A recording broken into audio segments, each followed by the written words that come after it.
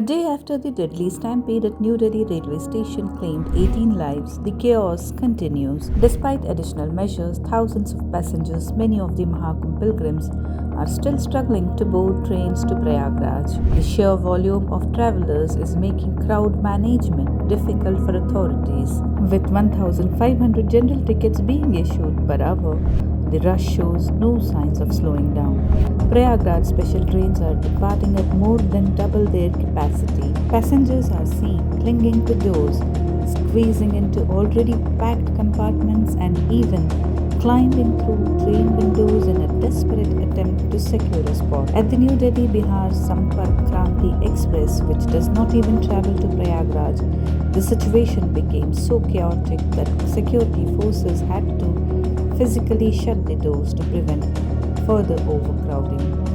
Amid the rush, a 15-year-old girl was seen crying inside a jam-packed train due to suffocation, while her helpless mother, left behind on the platform, wept in distress.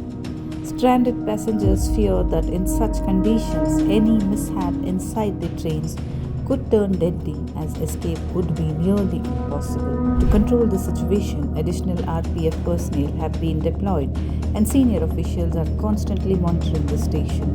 Yet, the foot over bridges and staircases where Saturday's tragic incident unfolded remain overcrowded.